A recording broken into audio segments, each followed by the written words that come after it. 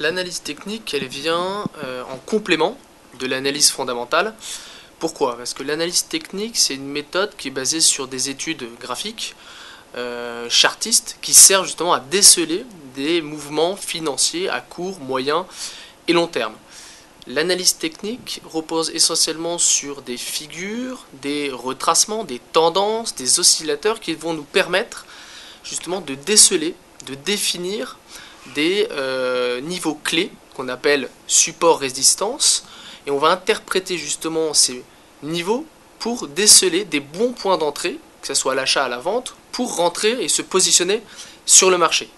Donc l'analyse technique est fondamentale pour tout investisseur, sales trader, trader, investisseur actif, particulier, institutionnel, pour justement définir des points d'entrée à l'achat comme à la vente sur le marché.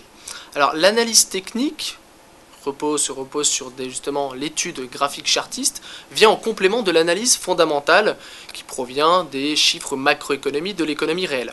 Alors l'analyse technique, c'est, on va dire, elle ne peut pas se servir seulement, elle ne peut servir seulement d'unique base de travail. Il faut qu'elle soit en complément de l'analyse fondamentale.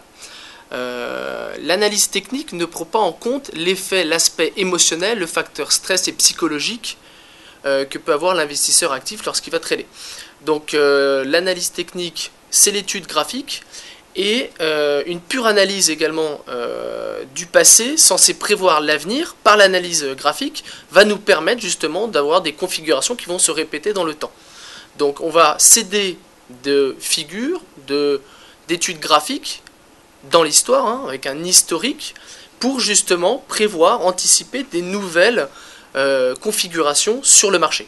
Donc l'analyse technique vient en complément de l'analyse fondamentale et on va dire pour moi indispensable pour justement déceler des bons points d'entrée sur le marché.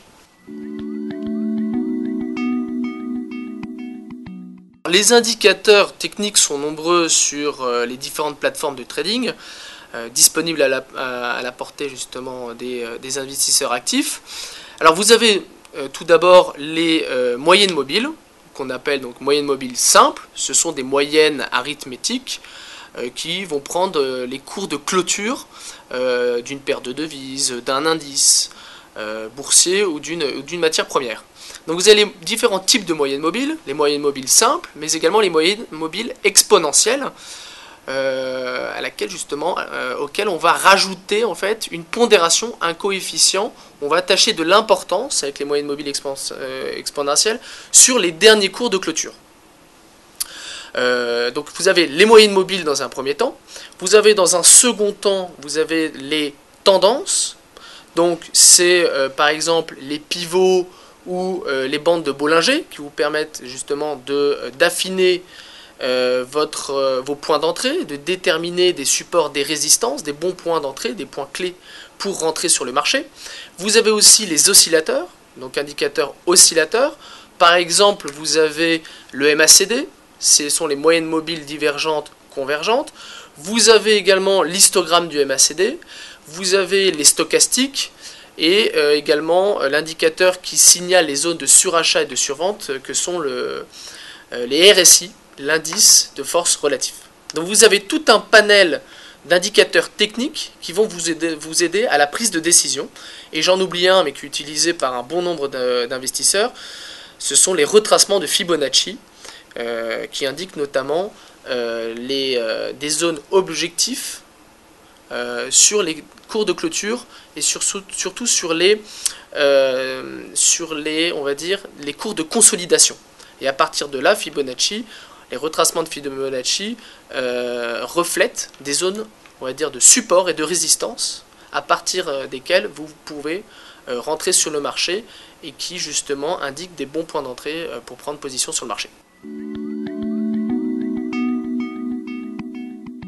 L'analyse technique, elle a été créée, faite pour les day traders dans un premier temps. Il est vrai que au-delà de l'analyse fondamentale et d'attendre des chiffres macroéconomiques qui vont impacter les marchés boursiers, notamment le marché indiciel, sur le CAC 40, l'analyse technique vient justement à apporter une valeur ajoutée pour les day traders. À partir de l'analyse technique, on va justement dessiner des tendances, on va repérer on va dire des figures, des droites de tendance, pour justement déceler des bons points d'entrée et de permettre d'établir une stratégie à court terme via l'analyse technique. Maintenant, de plus en plus d'investisseurs actifs, donc pas non seulement des day traders, mais aussi justement des investisseurs qui vont plutôt se placer sur le moyen ou sur le long terme. Donc le moyen terme, c'est à la semaine, au mois. Long terme, on est là sur des années.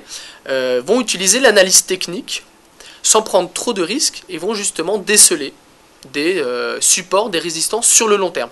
Donc le type d'investissement, l'investisseur actif day trader va utiliser l'analyse technique, mais également l'analyse technique est faite aussi pour les investisseurs à moyen et long terme sur justement des tendances, on va dire, avec des périodicités, des échelles de temps, non pas en 1 minute, 5 minutes ou 10 minutes utilisées par les day traders, mais sur des échelles de temps plus lointaines, sur, on va dire, du daily, donc en quotidien, ou en hebdomadaire, prendre des échelles de temps sur justement semaine après semaine. Donc l'analyse technique, elle est dans un premier temps serait dédiée aux day traders, mais elle a été également extrapolée pour les investisseurs sur le moyen et le long terme.